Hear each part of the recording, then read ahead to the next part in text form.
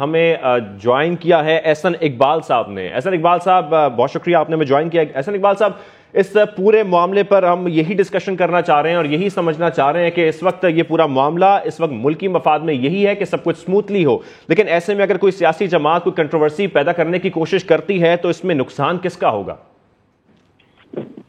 تو میں یہ بات کہنا چاہوں گا کہ پرائم منسٹر نے اپنی آئینی ذمہ داری کو ادا کرتے ہوئے پاکستان فوج کے 2 مایہ ناز لیفٹیننٹ جنرل جو سینئر موسٹ تھے, سینئر موسٹ نمبر 1 اور نمبر 2 سینیورٹی لسٹ میں, ان کو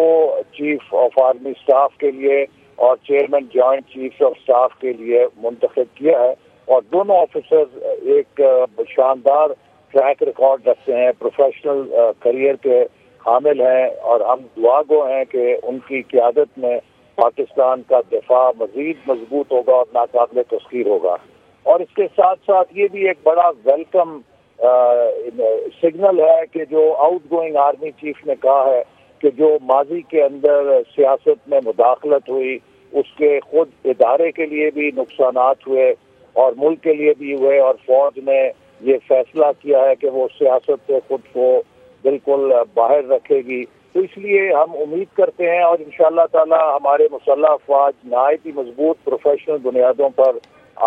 توانا ہوں گے اور آگے بڑھیں گے. اس سے پہلے آپ کو معلوم ہے کہ جب عمران خان صاحب وزیر اعظم تھے تو انہوں نے پاک فوج کی تعیناتیوں میں 6 ہفتے کے لیے تعطل پلے کیا تھا, اور آج جو ان کا بیان ہے کہ آئی ول پلے آن اپوائنٹمنٹ ود ان دا لا, یہ آرمی چیف کی تعیناتی پلے کرنے کا یہ کوئی کرکٹ کا کھیل نہیں ہے جس کو انہوں نے کھیلنا ہے. یہ بہت حساس معاملات ہوتے ہیں, یہ بہت ہی سلامتی کے معاملات ہوتے ہیں, اور اس پہ بہت ذمہ داری کے مظاہرے کی ضرورت ہے. اس لیے ہماری توقع ہے کہ صدر مملکت کا بھی یہ آئینی فرض ہے, ان کا جو حلف ہے وہ انہیں اس بات کا پابند کرتا ہے کہ جو چیز ان کے زیر غور لائی جاتی ہے اس کے اوپر وہ کسی اور کے ساتھ, اپنے رشتہ دار, اپنے کسی دوست کے ساتھ, کسی کے ساتھ وہ اس کار سرکار میں مداخلت کے لیے نہیں شامل ہونے دیں گے, بلکہ وہ اس ایڈوائس کو اپروو کریں گے جو کہ پرائم منسٹر نے انہیں بھیجی ہے, چونکہ آئینی طور پہ یہی ان کا اختیار ہے. اور اس میں اگر کسی قسم کی بے قاعدگی ہو یا کوئی غلط کام ہو تب تو وہ کر سکتے ہیں, اور اس مسئلے میں کسی قسم کا تعطل ڈالنا ایک سنگین میں سمجھتا ہوں کہ ان کی طرف سے اپنے آئینی منصب کی خلاف ورزی ہوگی. اس لیے مجھے امید ہے کہ وہ اتنا تجربہ رکھتے ہیں کہ یہ ملک کی سلامتی کا مسئلہ ہے, یہ ایک حساس مسئلہ ہے, اور اس کو اس میں خوبی کے ساتھ اس کو ایک نارمل پروسیس کے طور پہ آج ہی وہ اسے کنفرم کریں گے تاکہ یہ تعیناتی کا عمل مکمل ہو اور کسی قسم کا کوئی تنازع یا کسی قسم کی کوئی سیاسی کمپلیکیشن اس پہ نہ پیدا کی جائے. اگر سیاسی کمپلیکیشنز پیدا کی جاتی ہیں صدر کی جانب سے تو احسن اقبال صاحب اس وقت حکومت کے پاس کیا آپشن بی تیار ہے؟ جی دیکھیے, اس کے اندر کوئی قانونی حکم نہیں ہے. اگر صدر اس کے اندر کسی قسم کا کوئی فران پیدا کرنے کی کوشش کرتے ہیں یا ڈیلے کرتے ہیں تو I think he will compromise his position and he will compromise his party's role, کہ وہ پاکستان کے انتہائی حساس اور سلامتی کے معاملات میں بھی نہایت غیر سنجیدہ ہیں اور ہر چیز کو پولیٹیسائز کرتے ہیں. لیکن احسن صاحب حکمت عملی کے حوالے سے بتا دیجیے گا کائنڈلی, حکمت عملی کیا ہوگی حکومت کی جانب سے پھر اگلی؟ دیکھیے حکومت کے پاس تمام آپشنز ہیں, ہمارے پاس یہ پورا فل پروف سسٹم ہے, اس میں کوئی حکم نہیں ہے. اگر وہ اس میں کسی قسم کی تاخیر کرنا چاہیں گے, جیسے میں نے کہا کہ وہ اپنی پوزیشن کو اور اپنی جماعت کو متنازع کریں گے, اسے کمپرومائز کریں گے, لیکن اس فیصلے کو وہ تبدیل نہیں کر سکتے. فیصلے کو تبدیل نہیں کر سکتے, لیکن فیصلہ جو ہے وہ تاخیر کا شکار ہو سکتا ہے. اور ایسے میں آپ کے خیال میں کیا اختیارات ہیں وزیر اعظم پاکستان شہباز شریف صاحب کے پاس؟ دیکھیے, اس فیصلے میں کسی قسم کی تاخیر کرنے کا مطلب ہے کہ آپ پاکستان کی سلامتی کے لیے اس ٹرانزیشن کو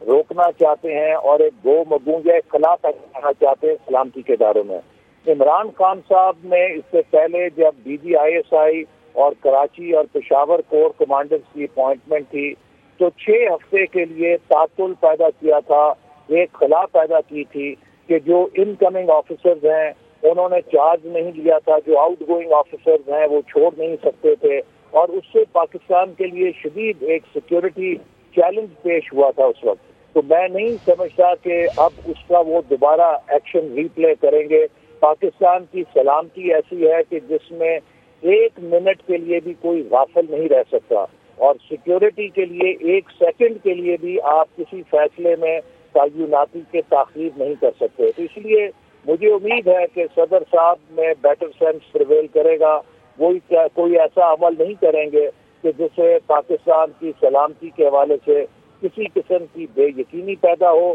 یا کسی قسم کا کوئی خلا اس کے اندر رہے کنٹینیوٹی میں. احسن صاحب، صدر مملکت اگر سمری واپس کر بھی دیتے ہیں، باوجود اس کے کہ عاصم منیر 27 نومبر کو ریٹائر ہو رہے ہیں، وزیر اعظم انہیں جاب میں برقرار رکھ سکتے ہیں، ایسا ہی ہے؟ جی دیکھیے، وہ اس کے اندر جو قانونی تقاضے ہیں وہ سارے فلفلڈ ہیں، اور جو جنرل عاصم منیر ہے وہ اپنے عہدے پہ رہیں گے جب تک کہ یہ مکمل عمل نہیں ہو جاتا. ٹھیک ہے. احسن اقبال صاحب ہمارے ساتھ موجود ہیں. احسن صاحب اگر آپ ہمارے ساتھ موجود ہیں تو کائنڈلی یہ بھی بتائیے گا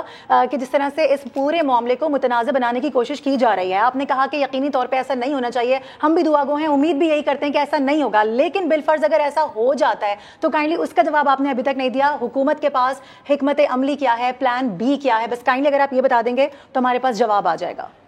دیکھیے، میں صرف یہ کرنا چاہتا ہوں کہ اس معاملے پہ ہمیں اسپیکولیشن سے گریز کرنا چاہیے، اور ہمیں امید یہی رکھنی چاہیے کہ تمام معاملات حسن خوبی کے ساتھ پایہ تکمیل کو پہنچ جائیں گے. اگر اس میں صدر صاحب کی طرف سے کوئی خلل ڈالا گیا تو حکومت کے پاس اس کے لیے اپنی تدابیر اور پلان آف ایکشن موجود ہے. کوئی فرق نہیں پڑے گا، لیکن صرف اس سے صدر صاحب اور اپنی جماعت کی اور اپنی قیادت کی پوزیشن کو کمپرومائز کریں گے، اور ایک دفعہ پھر یہ ثابت کریں گے کہ وہ لوگ پاکستان کے انتہائی حساس اور سلامتی کے معاملات کو بھی اپنی سیاست کا نشانہ بنانے سے باز نہیں آتے. اس سے پہلے انہوں نے پاکستان میں DBISI کراچی اور پشاور کور کمانڈر کی تعیناتی کے اوپر بھی کسی قسم کا کھیل کھیلا تھا. میں امید کرتا ہوں کہ وہ دوبارہ ایسا کھیل نہیں کھیلیں گے، اور یہ تمام چیزیں